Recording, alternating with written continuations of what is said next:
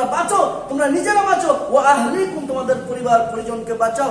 আর আপনার সন্তানরা আজকে 31st নাইটের নামে 16 ডিসেম্বর নামে বেহায়াপনা অশ্লীলতার মাধ্যমে সারা রাত পার করে আপনি পরিবারের গার্জিয়ান হিসাবে কি দায়িত্ব পালন করলেন?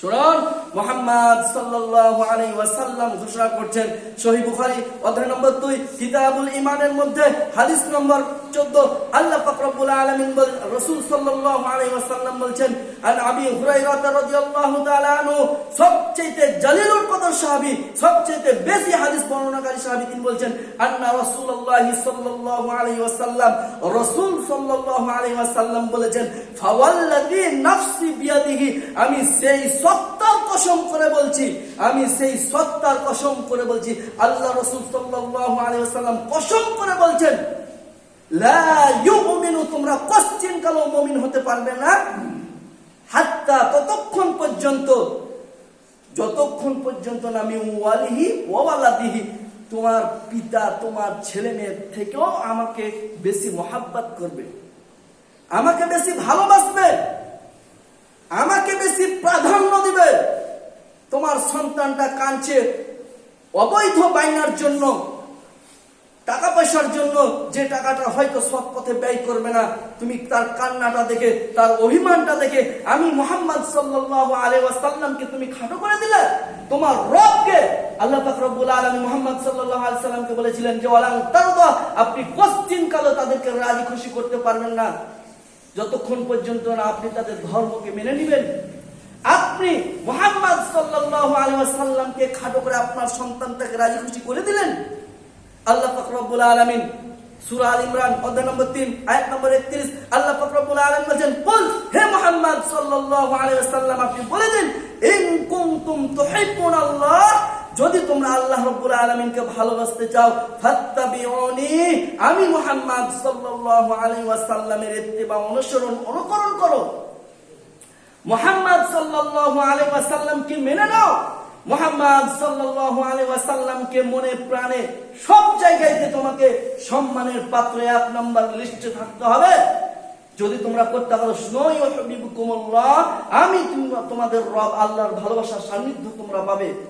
যদি তোমরা এই কাজটা করতে পারো, তোমাদের উপকারটা কি? আল্লাহ পাক রব্বুল আলামিন বলছেন, শুধুমাত্র তোমাদেরকে আমি ইবাদত করিয়ে নিব না, তোমাদের উপকার যা আছে, তোমাদের উপকারের ঘোষণাটা শুনো, ইউহিব্বুকুমুল্লাহ, তোমরা তোমাদের রবকে রাজি এবং খুশি করতে পারবে। 1 নাম্বার, পৃথিবীতে হাজারো ইবাদত আমি আপনি করি, শুধুমাত্র রবকে রাজি খুশি করার জন্য করি না, প্রিয় উপস্থিতি, আমরা করি না আমাদের রবকে রাজি খুশি করার জন্য। তাহলে মুহাম্মদ সাল্লাল্লাহু আলাইহি ওয়াসাল্লামকে ভালোবাসলে ইউহিব্বুকুমুল্লাহ, আল্লাহ পাক রব্বুল আলামিনের ভালোবাসা, সান্নিধ্য, রাজি খুশি আমরা পাবো। 2 নম্বর, ইউহিব্বুকুমুল্লাহ ওয়া ইয়াগফির লাকুম, আর কি করবেন জানেন? আমাদের জন্য প্লাস পয়েন্ট হচ্ছে ওয়া ইয়াগফির লাকুম, আর আমাদেরকে ক্ষমা করে দিবেন। 3 নম্বর হচ্ছে যুনুবাকুম, আমাদের যত অপরাধ হয়েছে সমস্ত অপরাধগুলো আল্লাহ পাক রব্বুল আলামিন ক্ষমা করে দিবেন। ইন্নাহু হুয়াল গফুর রহিম, তিনি তো অত্যাধিক ক্ষমাশীল ও দয়ালু। সূরা আল ইমরান 31 নম্বর আয়াত দেখেন, বাংলায় অনুবাদ করা আছে, কথাগুলো মিলে কিনা। শুধুমাত্র আমাকে আপনাকে মুহাম্মদ সাল্লাল্লাহু আলাইহি ওয়াসাল্লামকে আমাদের মনে প্রাণে কামনা বাসনায় প্রতিটা ক্ষেত্রে সর্বসময় 1 নম্বর লিস্টে থাকতে হবে, রাখতে হবে। হয়তো বা হচ্ছে না, কিন্তু চেষ্টা করতে হবে, কিন্তু ফিরে আসতে হবে। বাধ্যবাধকতা আছে আপনার এখানে, আপনাকে করাই লাগবে, আমাকে করাই লাগবে। প্রিয় উপস্থিতি, সহিহ বুখারী কিতাবুল ঈমান, আল্লাহ পাক রব্বুল আলামিনের হাবিব ঘোষণা করছেন, হাদিস নম্বর 15, আনাস রাদিয়াল্লাহু তাআলা আনহু হাদিসটি বর্ণনা করেছেন। তিনি বলছেন যে লা ইউমিনু আহাদুকুম হাত্তা আকুনা আহাব্বা ইলাইহি মিন ওয়ালিহি ওয়া ওয়ালাদিহি ওয়ান নাসি আজমাইন। হাদিসের শেষ অংশে যোগ করেছেন ওয়ান নাসি আজমাইন। উপরে যে হাদিসটি আমি আপনাদের সামনে বর্ণনা করলাম, তিনি মুহাম্মদ সাল্লাল্লাহু আলাইহি সাল্লাম বললেন, পৃথিবীতে সবচাইতে আমাকে যদি কেউ না ভালোবাসতে পারো, তাহলে লা ইউমিনু, তোমরা প্রকৃত পক্ষে মুমিন হতে পারবে না। আর এই হাদিসে আল্লাহ রাসূল সাল্লাল্লাহু আলাইহি ওয়াসাল্লাম বলছেন যে লা ইউমিনু আহাদুকুম আহাদুকুম, তোমাদের কেউ প্রকৃতভাবে অরিজিনাল পিওর খাঁটি ভাবে মুমিন হতে পারবে না ততক্ষণ পর্যন্ত যতক্ষণ না আমি মুহাম্মদ সাল্লাল্লাহু আলাইহি ওয়াসাল্লাম তোমার পিতা, তোমার ছেলে মেয়ে থেকে এমনকি ওয়ান নাসি আজমাইন, পৃথিবীতে শুরু থেকে কিয়ামত পর্যন্ত যতগুলো মানুষ আসবে সব মানুষের থেকে আমি মুহাম্মদ সাল্লাল্লাহু আলাইহি ওয়াসাল্লামকে তোমরা না ভালোবাসবে। মুহাম্মদ সাল্লাল্লাহু আলাইহি ওয়াসাল্লামকে যতক্ষণ পর্যন্ত আমি আপনি না ভালোবাসতে পারবো ততক্ষণ পর্যন্ত আমি সালাত পড়তে পড়তে কপাল ফাটিয়ে ফেললো, আমি হজ করতে করতে আমার টাইটেল হাজি ডাবল হাজি হয়ে গেল, প্রকৃতপক্ষে আমি আপনি মুসলিম হতে পারবো না যতক্ষণ পর্যন্ত না মুহাম্মদ সাল্লাল্লাহু আলাইহি ওয়াসাল্লামকে আমাদের ভালোবাসা লিস্টে, আমাদের ভালোবাসার প্রধান তালিকা এবং অনুসরণের জায়গা না দিতে পারবে এই অন্তরে। প্রিয় উপস্থিতি, আমি আপনাকে বুঝাতে পারছি না, হয়তোবা মুহাম্মদ সাল্লাল্লাহু আলাইহি ওয়াসাল্লামের মর্যাদা সম্পর্কে আল্লাহ পাক রব্বুল আলামিন ঘোষণা করেছেন। কিয়ামতের ময়দানে সর্বপ্রথম জান্নাতের দরজায় নক করবে মুহাম্মদ সাল্লাল্লাহু আলাইহি ওয়াসাল্লাম। ভিতর থেকে বলবে মান আনতা, আপনি কে? বলবে আমি মুহাম্মদ।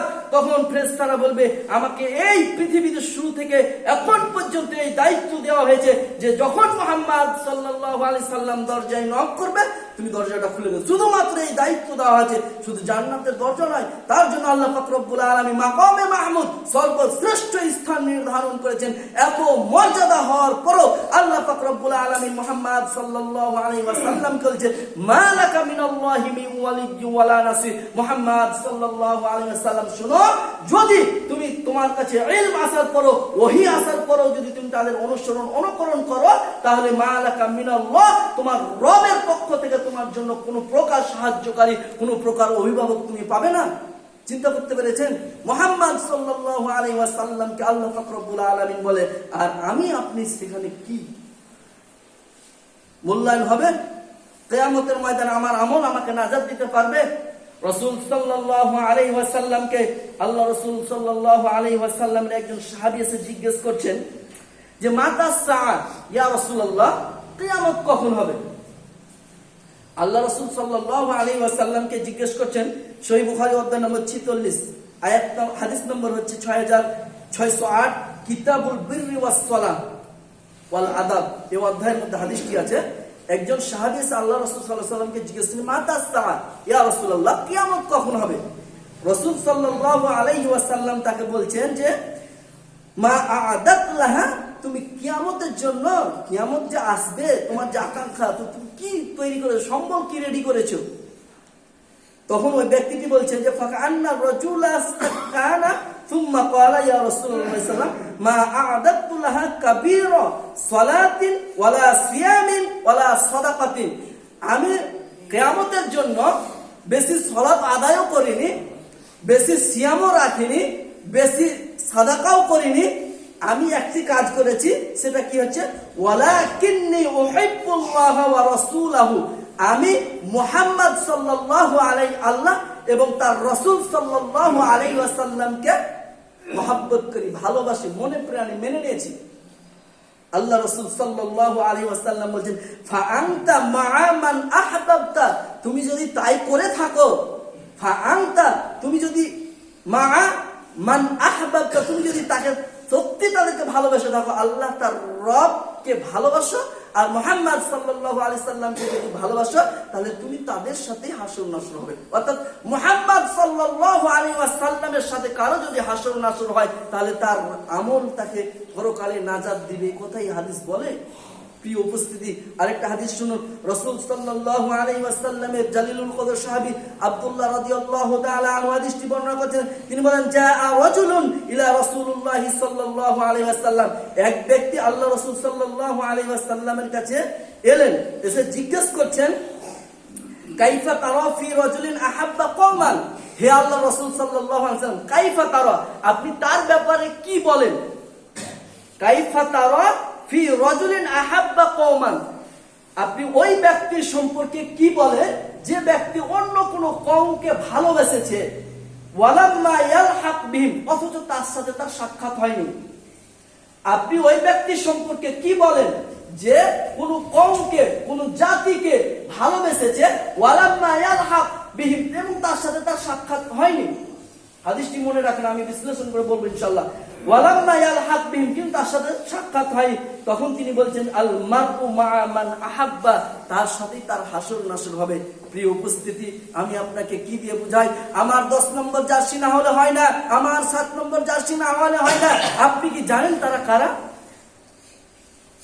রাজনৈতিক ভাবে আমি বললাম না, খেলাধুলার দিক দিয়ে আমি আপনাকে বলছি যে আল্লাহ রাসূল সাল্লাল্লাহু আলাইহি ওয়াসাল্লাম বলেছে ওয়ালাম্মা ইয়ালহাক বিহিম, অথচ তাদের সাথে সাক্ষাৎ হয়নি।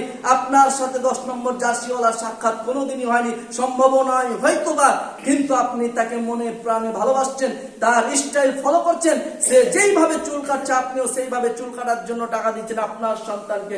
শুনুন, কিয়ামতের ময়দানে আল্লাহ পাক রব্বুল আলামিনের সামনে আপনাকে জবাবদেহি হতেই হবে, বাঁচার কোন সিস্টেম নাই। যেহেতু আল্লাহ পাক রব্বুল আলামিন বলেছেন লা তাযুলু কদমা ইবনে আদম, সেদিন প্রত্যেক আদম সন্তানে এক চুল পরিমাণ পা সরাতে পারবে না, হাত্তা ইসআল আন খামসি, যতক্ষণ পর্যন্ত না তার 5টি প্রশ্নের উত্তর দেয়। তার 3-4 নম্বরটা হচ্ছে ওয়াফিমা আনফাকাহু, আপনার উপার্জিত সম্পদ, আপনার টাকা পয়সা আপনি কোন পথে ব্যয় করেছেন, এটা আপনাকে আমাকে বুঝিয়ে দেওয়া লাগবে।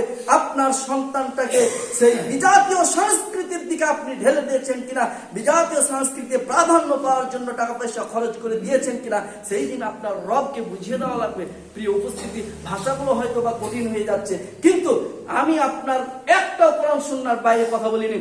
শুনুন, আল্লাহ পাক রব্বুল আলামিন সূরা মুহাম্মদ 33 নম্বর আয়াতে বলছেন ইয়া আইয়ুহাল্লাযীনা আমানু, হে ঈমানদারগণ, তোমরা যারা ঈমান এনেছো, শুনো, আতিউল্লাহ, তোমরা আল্লাহর আনুগত্য করো, ওয়া আতিউর রাসূল, এবং রাসূল সাল্লাল্লাহু আলাইহি ওয়াসাল্লামের আনুগত্য অনুকরণ করো, ওয়ালা তুবতিলু আমালাকুম, আর তোমরা তোমাদের আমলগুলোকে বাদ করে দিও না, নিষ্ফল করে দিও না, তোমাদের আমলগুলোকে ধ্বংস করে দিও না।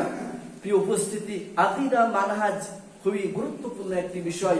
আপনি আমল করলেও কোরআন এবং সুন্নাহ অনুযায়ী যদি আমল না হয়, আর মুহাম্মদ সাল্লাল্লাহু আলাইহি ওয়াসাল্লামের ফর্মুলায় যদি নির্দেশিত রুলস এবং নিয়মের মধ্যে না আমল হয়, আল্লাহ পাক রব্বুল আলামিন বলেছেন সূরাতুল ফুরকান আয়াত নম্বর 23, আল্লাহ পাক রব্বুল আলামিন বলেছেন ওয়াকাদিমনা ইলা মা আমিলু, আমি সেই দিন অগ্রসর হব, ইলা মা আমিলু, যা তারা আমল করেছে আমি চেক করব, আমি দেখব তাদের আমলগুলোকে। দেখার পরে ফাজআলনাহু হাবাআম মানসুরা, সেই আমলগুলোকে ফু দিয়ে ধুলিকণায় রূপান্তরিত করে দিব। কেন? মুহাম্মদ সাল্লাল্লাহু আলাইহি ওয়াসাল্লামের রুলস এবং নিয়মের বাইরে যতই ভালো আমল হোক না কেন, পৃথিবীর যুগ শ্রেষ্ঠ মুহাদ্দিস মুহাক্কিক ওই আমলটার ব্যাপারে বলুক না কেন, সারা পৃথিবীর মানুষ ওই আমলটা করুক না কেন, যদি মুহাম্মদ সাল্লাল্লাহু আলাইহি ওয়াসাল্লাম থেকে প্রমাণিত না হয়, ফাহুয়া রাদ্দুন, তিনি বলেন যে মান আমিলা আমালান, পৃথিবীতে মানুষ যদি কোনো একটি আমল করে, লাইসা আলাইহি আমরুনা, আর ওই আমলটির ব্যাপারে আমি মুহাম্মদ সাল্লাল্লাহু আলাইহি ওয়াসাল্লাম নির্দেশ দেনি, ফাহুয়া রাদ্দুন, সেটা বাতিল, সেটা গ্রহণযোগ্য হবে না। প্রিয় উপস্থিতি, আমি আপনাদের উদ্যত আহ্বান জানাবো, আসুন আমরা কোরআন এবং সুন্নাহগুলো অবসর টাইমে নিজের ভাষায় ট্রান্সলেট করা আছে, অনুবাদ করে দেওয়া আছে, বাংলায় একেবারে ক্লিয়ার ভাবে আপনি পড়লো 80% বুঝতে পারবেন, ধর্ম সম্পর্কে জানতে পারবেন, ধর্ম বুঝে আমল করতে পারবেন, ইবাদত করতে পারবেন। আপনি কারেন্টের লাইনে ভুলভাবে হাত দিলে আপনার জীবন যেমন শেষ হয়ে যাবে, আপনি ভুলভাল ইবাদত করলে পরকালে ওই ইবাদত আপনাকে নাজাত দিতে পারবে না। প্রিয় উপস্থিতি, আমি আপনাদের উদ্যত আহ্বান রেখেছি এই বলে যে আপনারা আসুন অবসর টাইমে বাংলা কোরআন এবং হাদিসগুলো পড়ুন, আপনার রব যে আপনাকে কি মেসেজ দিয়েছে জানুন, বুঝুন, ওইভাবে আমল করুন। আমল করার তৌফিক যেন আমাদের সকলকে আল্লাহ পাক রব্বুল আলামিন দেয়। আমরা সকলে আল্লাহুম্মা আমিন ইয়া রাব্বাল আলামিন। বারাকাল্লাহু লানা ওয়া লাকুম ফিল কুরআনিল আযীম।